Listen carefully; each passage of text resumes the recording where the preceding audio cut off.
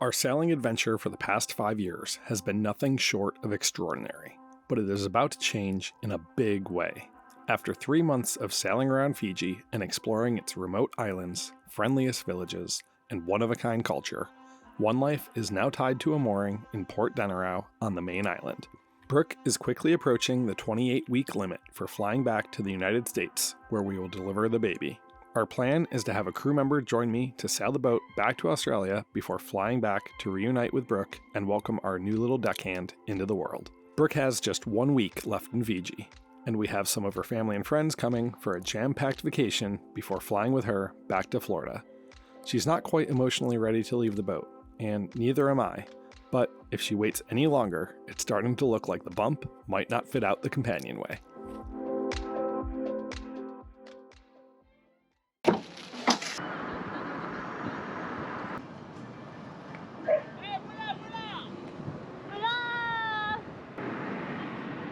Today we left One Life this morning and we're doing a bit of road trip to the other side of the main island of Fiji to a town called Sigatoka.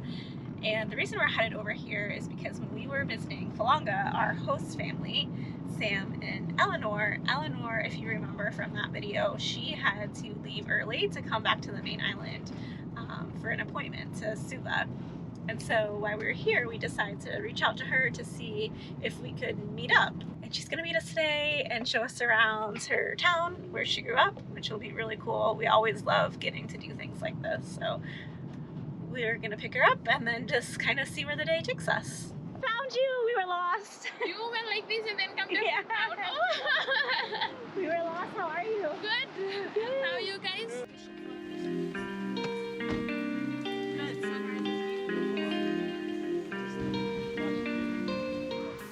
That pregnant girl has to take it easy. Eleanor just told us that this is where the Fiji Rugby Sevens train, going up and down the sand dune, and I can tell because walking the sand is quite the workout. Whew. Stretching along Fiji's southern coast, the Sigatoka sand dunes are a striking landscape of rolling hills sculpted by wind and sea. Formed over thousands of years, these coastal dunes rise up to 60 meters high, offering sweeping views of the ocean and river valley below. On the surface, the wind creates delicate ripples in the sand, patterns that shift and change with each breeze, showcasing the ever-changing nature of this unique environment.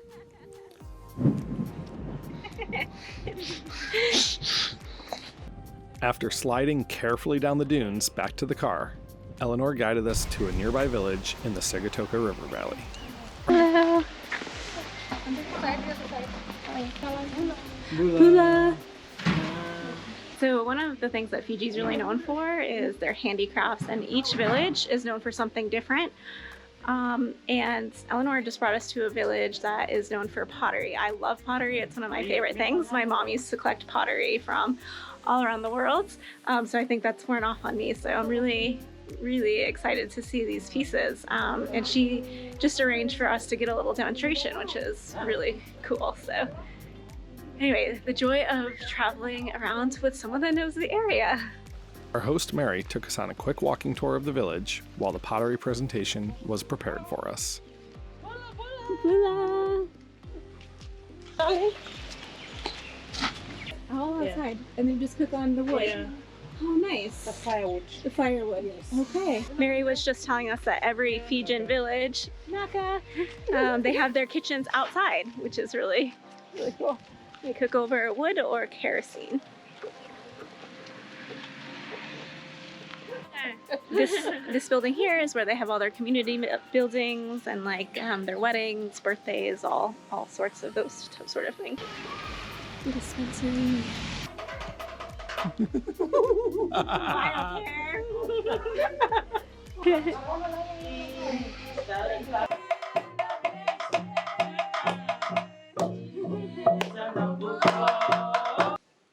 Bula.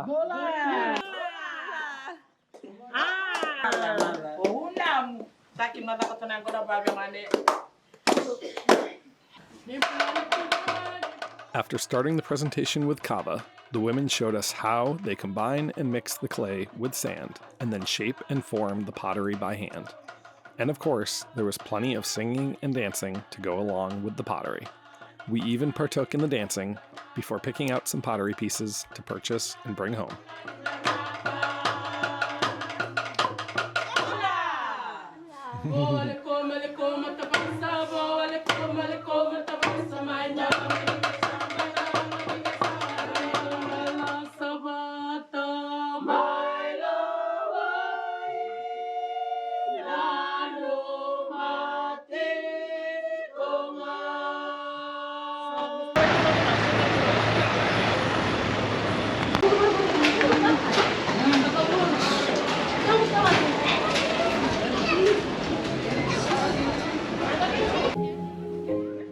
Eleanor next took us into the town center of Sigatoka. We grabbed a quick lunch at a local restaurant before heading into the market.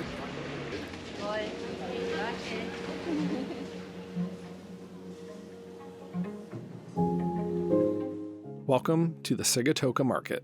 Nestled along the fertile Sigatoka River, this vibrant market bursts with color, stalls overflowing with fresh fruits, crisp vegetables, and fragrant herbs. The rich volcanic soil and perfect climate make this valley the most productive farmland in Fiji, earning it the nickname the Salad Bowl of Fiji. We left with a few full bags of pristine-looking fruits and vegetables. We noticed an office and school supply shop nearby. Hello, Sam. We want to shop for the school. What can we get?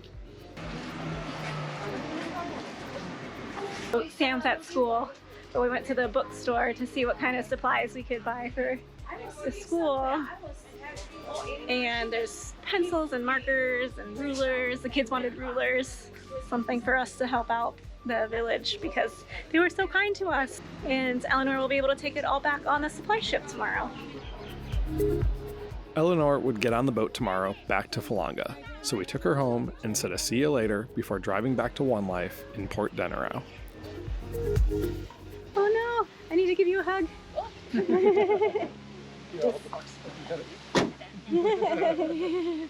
Oh, thank you so much. Thank you very much for today. It's so nice. Bye. Oh, they're good.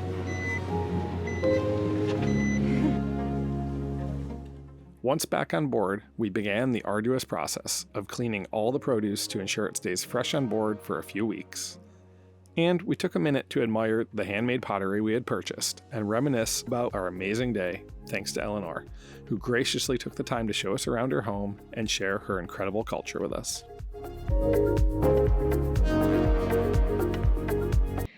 Well, today we are leaving Port Denarau. So we've been here for the past 4 or 5 days, just doing chores and getting ready for our guests that are coming and wrapping up a few things that need to be done before I leave the boat. But yeah, we're going to run over to the office, the marina office here, and check out of this mooring that we're on. And then we're going to do a sail over to Musket Cove. There's like 0 wind today, so it'll probably most likely be a motor, but excited to get out of this touristy city area and get back over to the island life. We also need to see if our crew letters are ready because we went to immigration, we went to customs, we went to all the different offices we were told to go to, and none of them could really help us. So the marina office is supposed to be getting that ready for us. Hopefully she has it, but you know, you never know. These things take several days and several emails and back and forth until you actually get the right person to help you out. So I don't know what we'll do if she hasn't taken care of that for us, but you know, it's just one of those things we'll figure out.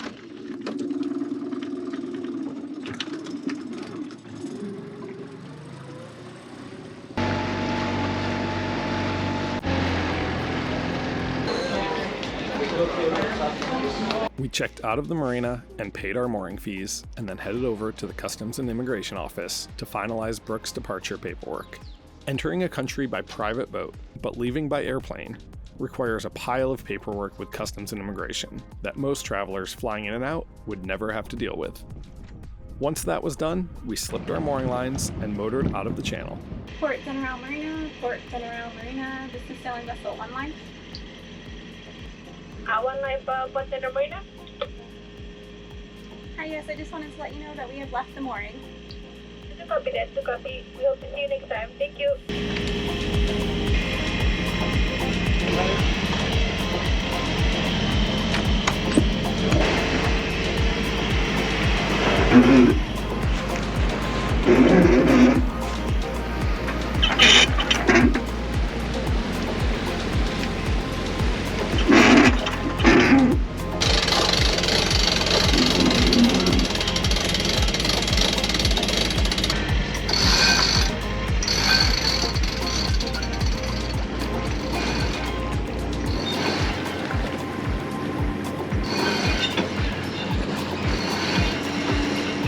One life!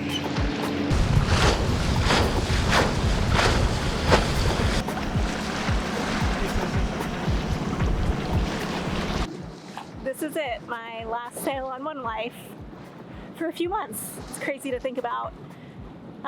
But we just left the main island of Fiji in Denarau, and we only have about 12 miles to the island of Malolo. And that's where we'll be spending the next week, visiting with my cousins and our friends.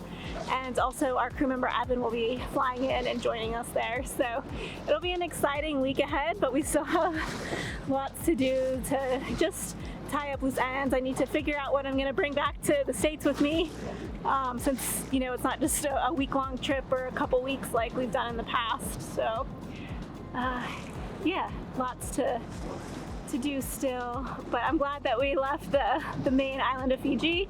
It's very busy there, especially where the marina is. It's like the tourist hub, so lots of resorts and hotels and things. So I'm glad I get to spend my last week here in Fiji at a place not near the city, not near the town, and a little bit more laid back. But yeah, you can see the islands here in front of me. I wish we had some wind to sail, but unfortunately we put the sails out and quickly brought them in just because we want to make sure we get there in just a couple hours. There's some coral navigation we have to do. We just dropped the anchor here in Musket Cove. There's a ton of boats here, which we expected. This is a really popular cruisers hangout spot. And now we're gonna go check into, they have a yacht club here, which you pay just, I think, like $20 each or something to use all the facilities here. So there's a pool and there's showers and laundry, and you can use the restaurants and stuff. So we're gonna go check it out.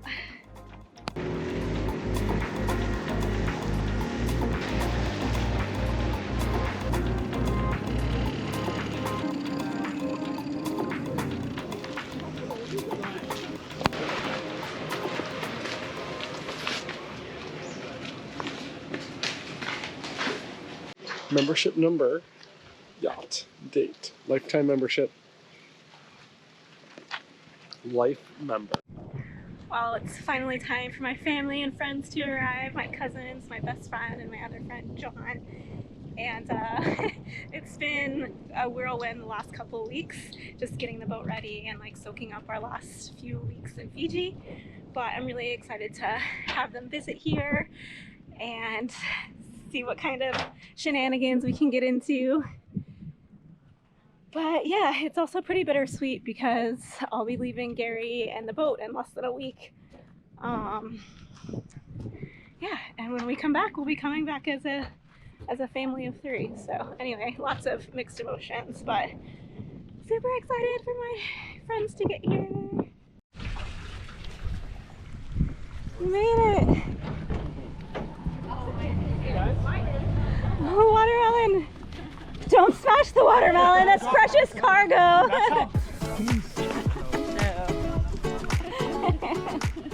We headed straight to the pool with Brooke's family and friends to soak up the sun and sip on some cocktails and a mocktail.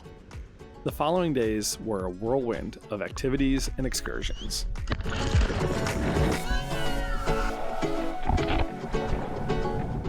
We went wild at a floating bar out at the reef one day, and the next we had front row seats for the World Surf League competition at Cloudbreak, considered by many to be the best surfing wave on the entire planet.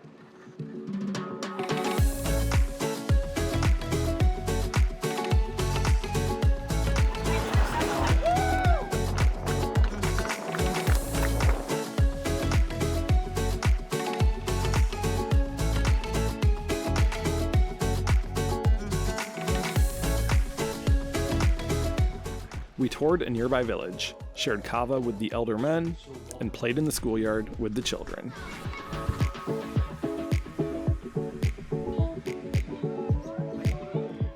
There were more boat rides, snorkeling, a diving certification, and many nights spent relaxing and sharing dinner at an amazing house our friends and family had rented right near the anchorage in Musket Cove. The week was everything we needed to wrap up this chapter of our sailing and distract us from the reality of the separation that was quickly approaching.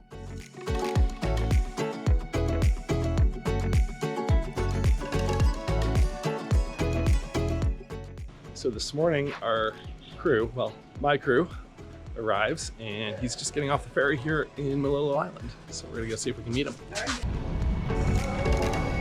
Hot with pants on. Mm-hmm. Must be hot with pants on. That's not too bad. Hi, getting ready for my last night on One Life and with my family and friends that have come to visit. So we're gonna go to a pig roast tonight. And yeah, it's almost time to get this bump back to the US, but we've been having a ton of fun this week and it's been crazy busy, and Evan's here with Gary, and yeah, just a lot going on. But tomorrow we take the morning ferry and I'm already emotional. Cut this out.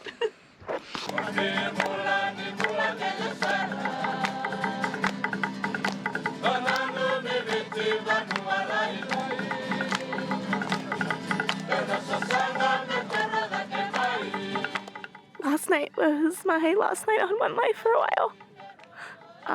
Super emotional about it. It's the end of an era, I feel like, for us.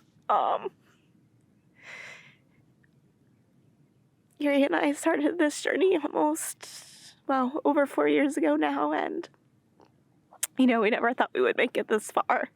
We thought we would be back in Florida after just 2 years, but here we are 4 years later in the South Pacific, so it's pretty crazy. I apologize for the tears, but I just have a lot of thoughts this morning. I obviously don't want to leave the boat, but it's time. It's getting really hard for me to move around and stuff. And I'm also pretty sad about not making the trip to New Zealand, the sail to New Zealand. We've sailed every mile this far together, so to think that I'm going to miss out on that leg of the journey is pretty upsetting to me, actually. But yeah, super thankful to have this last week with my family and my best friend, and it's really nice that I'm able to fly back to the US with them. So this morning starts that journey. So we'll take a ferry and then we'll spend some time in the mainland before we take our flight from from Fiji into LA. Yeah. It's crazy to think that when I come back to the boat, or that when we come back to the boat, we'll be coming back as a family. So, pretty cool to think about. I'm just struggling emotionally about it. So, yeah, sorry for the tears.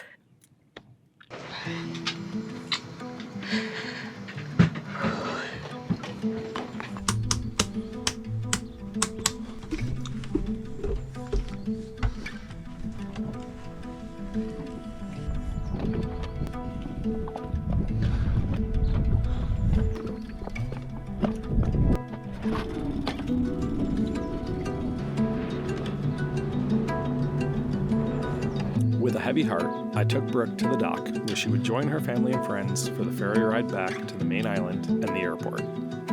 I said goodbye to everyone who had come to visit, incredibly thankful that they would be with Brooke for her journey back to the United States. And then it was time for a goodbye hug that we had both been dreading.